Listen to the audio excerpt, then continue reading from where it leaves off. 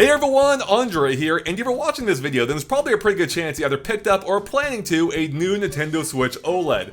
Now you might be wondering, how do you get all your data from the old Switch onto the new one? And we're going to talk about that in this video. Now we've already posted a couple of super in-depth videos about the process showing you how to get your user data and save data from one onto the other, including Animal Crossing as well, which is a separate process. So if you missed both of those videos, please go check them out in the description below because there's a good chance they'll answer your question.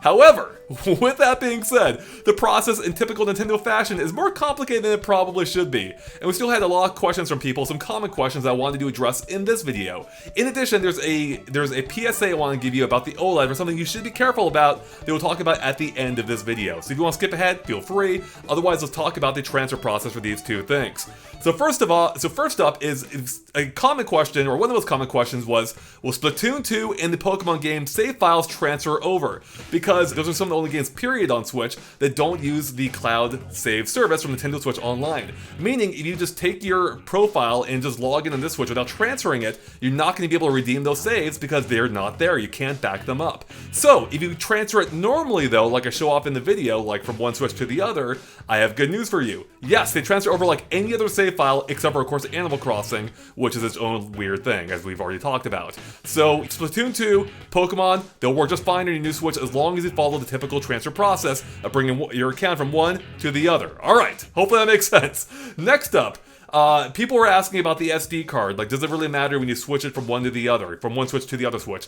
And it doesn't really matter. I did it after transferring my my profile from one to the other, but it shouldn't matter when you do it. In any case, it doesn't matter because all your game data is going to be wiped. Your saves, I should clarify, are not on the SD card at all. Those are saved to the internal Switch memory. So when you transfer your account, the save files go with it. The SD card does not matter.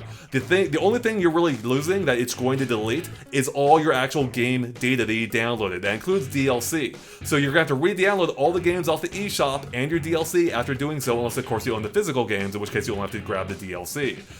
Your pics and videos, they'll all stay there. And any non-Switch data, they stay on it too. So the message is actually a little bit scarier than it seems. It actually tells you about this, but the way it reads is a little confusing. You're not, as far as I'm aware, you're not losing anything that you can't easily get back. Moving on to number 3 is it involves the Animal Crossing Island Transfer tool. Now again, we have a whole video about this process, so please go give that a look. Now, some people were asking about, does it matter when you do that process? Should you do it before you transfer an account or after? As far as I'm aware, it does not matter when you actually do the process. But there is one thing to keep in mind, and that's the fact that in order to download the app on your Switch, on either Switch, you do need a profile, a user account on that Switch. Meaning if you transfer all your user accounts over to the other Switch, to your new one, you're not going to have an account to either download it or open it, because you need an account to either download or open the app. If that happens to you, there are two things you can do. One, you can just make a new account. Just make a new account. It doesn't matter. Just throw on the username, whatever, and you can open the app that way to transfer island data. Also, you can just relog back into your old Switch after transferring it by going to System Settings, clicking Users, adding a new user, and import your user data again. But this time, make sure to click Yes when it asks you if you're going to keep using the previous system. That way your user profile and all your data remains on that same system as you've already set up. And you just need to keep the profile here long enough to download and use the Animal Crossing Island Tool app. Again, other than that, the order of events shouldn't matter. So make sure you check out our full video, our full tutorial on the Animal Crossing transfer process to find out even more about that.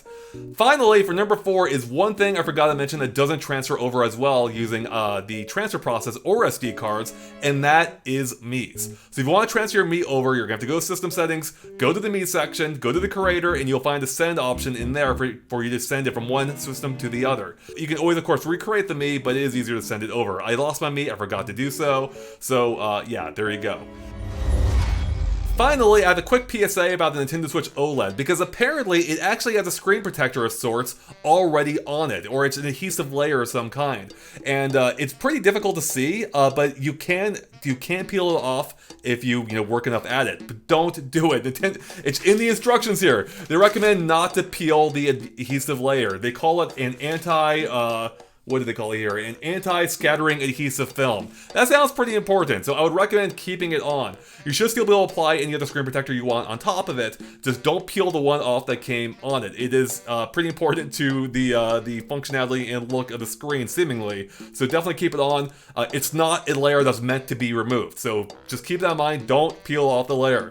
So anyways, there you go everyone, that's our quick video, hopefully answering your questions you had about the transfer process. If you have any more, post them in the comments below, or if you have any clarifications, or if I got anything wrong, let me know in the comments. Definitely want to hear about it, but as far as I'm aware, that's everything I understand about the process. It is way more complicated than it should be, but there you go. If you follow the steps, overall, if you follow the steps, outlined in our video or through the apps themselves, it's pretty hard to it's pretty hard to screw anything up. As long as they both switches with you the entire time, it's pretty difficult to make it so you've messed something up and you can't repair it. So don't stress out too much. You should be okay. And again, watch our videos in the description below to make sure you can follow along every step of the way.